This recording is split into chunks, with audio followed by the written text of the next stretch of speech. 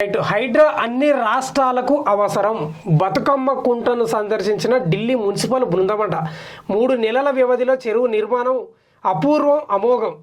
చెరువు ఇన్లెట్ అవుట్లెట్లను పరిశీలించిన అధికారులు. ఢిల్లీ నుంచి వచ్చిందంట మున్సిపల్ బృందం.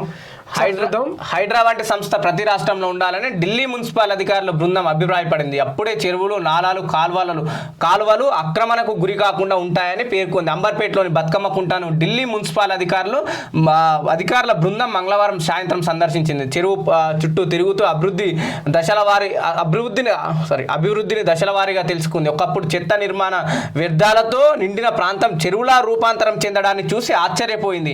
ఈ చెరువు నిర్మాణం జాతీయ స్థాయిలో చర్చకు వచ్చింది. ఈ బృందానికి నేతృత్వం వహిస్తున్న ఢిల్లీ మున్సిపల్ హార్టికల్చర్ విభాగం అధిపతి డాక్టర్ ఆశీష్ ఉన్నారు. అంటే నిజంగా ఒకవైపు హైడ్రాని కొంతవరకు మెచ్చుకోవచ్చు. ఎందుకంటే తెలంగాణలో ఈ హైడ్రా పేదల దగ్గరికి పోయినందుకు తీవ్ర వ్యతిరేకత.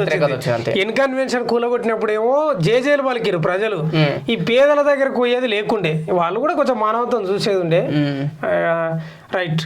కబ్జాల చెర నుంచి విముక్తి కల్పించడం. మండు వేసవిలో 2 మీటర్ల లోతు తవ్వగానే గంగమ్మ తల్లి ఉబికి వచ్చిన వీడియోలను పరిశీలించారు. చెరువు చుట్టూ ఇంకా కొద్దిగా తవ్వగానే అయితే లోపల మూలాలు ఉన్నాయి. అంటే ఇంకా వాడ నీళ్లు చెరువు ఉండేది అనేది నిజంగానే వచ్చిన వీడియోలు కూడా ఉన్నాయి. ఉబికి వచ్చిన ఈ చెరువు లేనప్పుడు వరద ప్రవాహం ఎలా ఉంది, ఎప్పుడు ఎలా ఉందనే అంశంపై ఢిల్లీ బృందం ఆరా తీసింది. చెరువుకు ఆనుకుని సాగే మురుగు కాలువలోంచి వరద నీరు మాత్రమే వచ్చేలా ఇన్లెట్ను నిర్మించడానికి పరిశీలించింది. ఇటీవల కురిసిన వర్షాల సమయంలో వరద నీరు ఎలా వచ్చి చేరిందో వీడియోల ద్వారా హైడ్రా అధికారులు బృందానికి చూపించారు. ఈ వరద నీరు గతంలో ఎటు వెళ్ళిందని స్థానికులతో కూడా మాట్లాడి ఈ బృందం తెలుసుకుంది. వరద నీరు తమ బస్తీలను, కాలనీలను ముంచెత్తింది. ఈసారి ఆ ముప్పు తప్పిందని వారంతా పేర్కొన్నారు.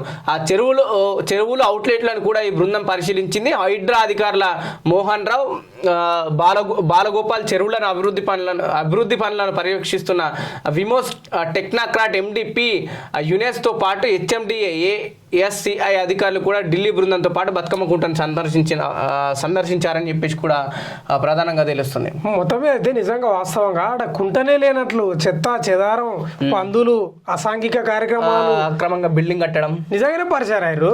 మనం కూడా ఫస్ట్ ఉన్న ఫోటోకు ఈ బతుకమ్మ కుంట ఏకదమ్ అయ్యే వరకు పరిచయం అయిపోయారు. ఏందని అంటే ఒక 50% ఏదైతే హైడ్రా తీసుకున్న నిర్ణయాలకు చాలా సుముఖతంగా ఉన్నారు.